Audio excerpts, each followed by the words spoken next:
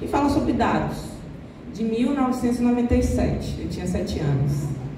E de lá para cá muita coisa aconteceu no que se refere ao encarceramento, a cor da universidade e o nosso trabalho, meu e Digitando, dá um oi, Digitando. Acontece lá na escola em Meruoca, que é uma escola que tem um perímetro urbano, mas ela é rural, certo? E faz parte da CREDE 6. Aqui, o nosso objetivo era produzir dados que pudessem qualificar a nossa identidade enquanto escola, os nossos alunos e as nossas vulnerabilidades, porque a gente fala muito de um cenário, né? Por exemplo, quando se refere às questões étnico-raciais, um cenário nacional, um cenário regional, com sorte, mas a gente produz pouco para o entendimento da nossa comunidade escolar. Alguém me ajuda aqui? Agora. De Sociologia e essa Digitando, da área de linguagem, professora de inglês e coordenadora da minha escola. Bom dia, gente. Tudo bom? Eu sou Digitando. Pessoal, aqui a gente começa com a definição de equidade, que nasce lá no nosso debate com Aristóteles, né? Porque equidade é diferente de igualdade. Equidade vem de um princípio de correção de um cenário de injustiça. Então, o nosso propósito de promover uma escola com equidade é tentar corrigir um cenário de desigualdade. As ações que organizam uma escola precisam de debate público, e é por isso que a gente está aqui. A gente fez isso com as famílias da única escola estadual de Meruoca, fizemos isso com todos os professores da escola, professores de matemática, química, física, todos os professores da nossa escola se envolveram com a produção desses dados em algum grau, os alunos e os funcionários. Porque a gente entende que não se consegue intervir quando você não sabe o cenário com o qual você está lidando. Por favor. Muitos de vocês falaram de escolas profissionais, escolas integrais. É uma escola regular. Ela tem um prédio pouco estruturado, para dizer... E ela não tem nenhum tipo de processo seletivo. Então, nós recebemos todos os alunos. Alunos que têm, por exemplo, um perfil de aprendizado de 5ª série, ou seja, estão chegando no 3º ano, com uma capacidade quase de alfabetização, e bons alunos também.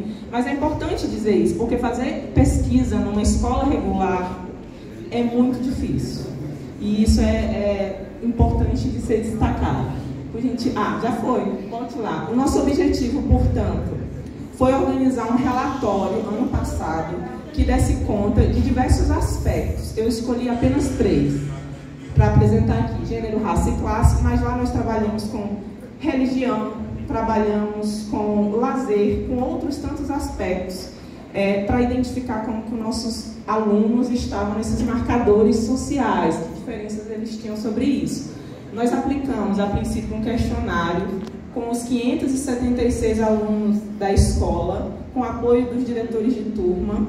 Então, teve uma aula de formação sobre isso, depois a aplicação do formulário, depois organização desses dados e produção do relatório, que está disponível na nossa biblioteca. Bem rico e foi trabalhado por diferentes professores. Então, eu sou só um pedacinho dessa pesquisa. Os nossos objetivos específicos partem do princípio de que, se a gente visibilizar minorias, nós podemos diminuir os danos dentro da escola.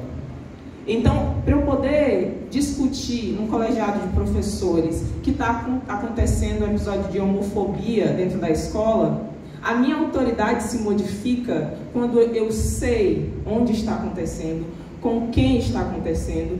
E aí, na sua fala, professora, você falou que é difícil, às vezes, o próprio dado produzir realidade, né?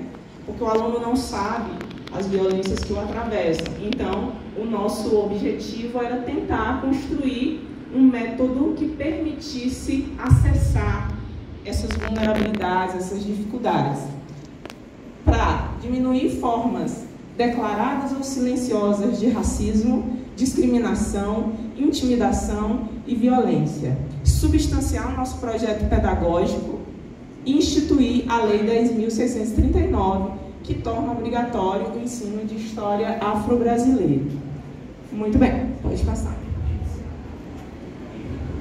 Na metodologia, na verdade, eu fiz um arrazoado de coisas que aconteceram. Nosso projeto ele é bem ousado, eu acho. E ele começou assim, primeiro com o relatório, como eu falei, com a coleta de dados, depois o relatório, que esse ano já está sendo aplicado. Gitana já encaminhou um plano de aula para as aulas de formação, ou seja, ele vai ser atualizado com os alunos de primeiro e segundo ano. Nós criamos um grupo de pesquisa que se chama Interseções, um grupo que, aí o professor acabou de falar, que tem a perspectiva de continuidade, ou seja, não é um ato de celebração de novembro, é um ato contínuo da escola. Então é um grupo de pesquisa no qual eu coordeno com a professora Gitana e alunos das diferentes séries, primeiro e segundo ano, participam desse projeto, e eles fizeram uma carta de intenção para participar. Então a gente passou em sala e convidou os alunos, expôs o que nós gostaríamos, e eles fizeram cartas.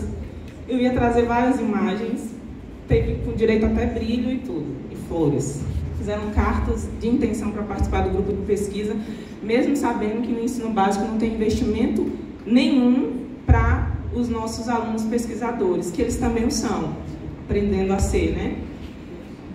Muito bem. As ações desse grupo foram estipuladas no ano passado. A gente fez uma lista de metas para esse ano. Uma delas era a própria criação do grupo, com uma continuidade. E uma dessas ações foi desenvolvida com a área de Ciências Humanas, que é um projeto Partiu Ciências Humanas, no qual a gente criou um calendário de aulas de campo. Já anotei várias comunidades aqui que se apresentaram antes para fazer essa visita. E a nossa primeira aula de campo foi no dia 21 de março, Dia Internacional de Combate à Discriminação. E ela foi em Redenção. A gente foi no Museu Senzala. Depois a gente vai ver uma fotinha. E a nossa dúvida é, a gente vai levar os meninos numa senzala e ponto? Não. Então a gente fez toda uma mobilização para eles serem acolhidos na Unilab. E o entendimento que a história não está... A história e a referência que nós damos às relações étnico-raciais não estão só no passado, mas elas são afrofuturistas. Elas estão no futuro, na perspectiva de futuro. E a Unilab era uma representação disso. Então nós tivemos uma aula pública com os nossos alunos. A Cred 6 nos apoiou com um ônibus gigante que a gente nem sabia que existia.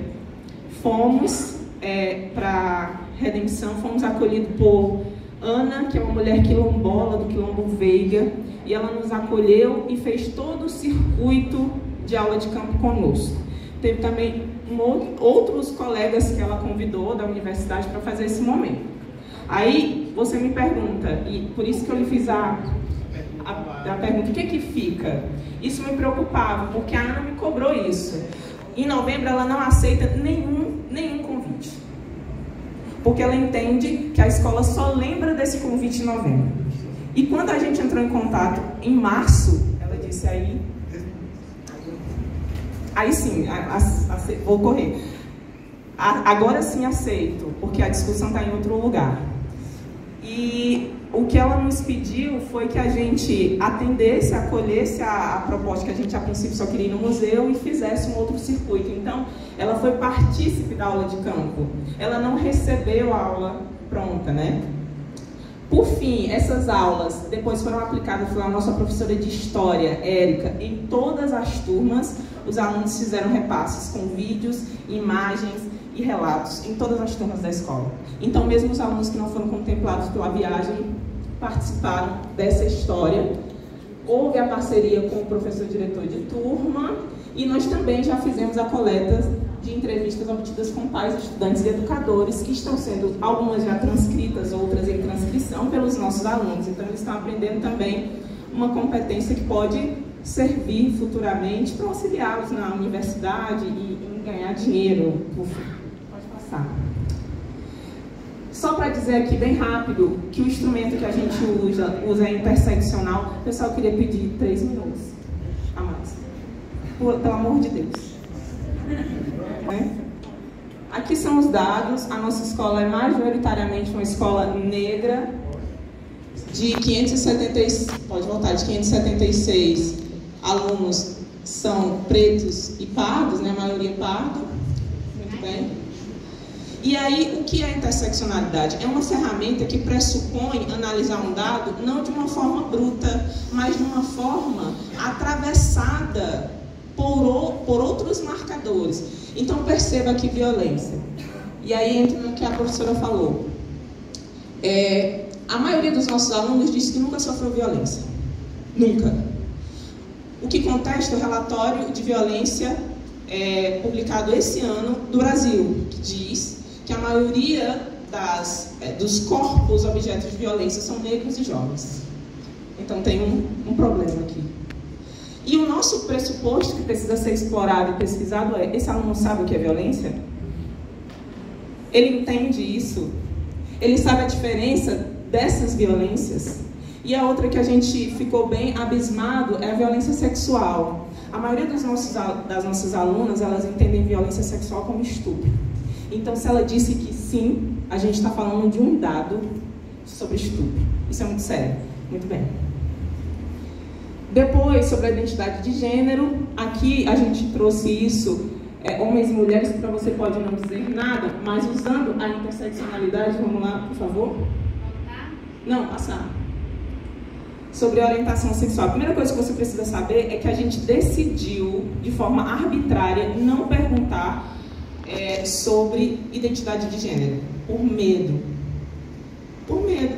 Medo de como esse aluno ia receber, medo do que os professores iam achar.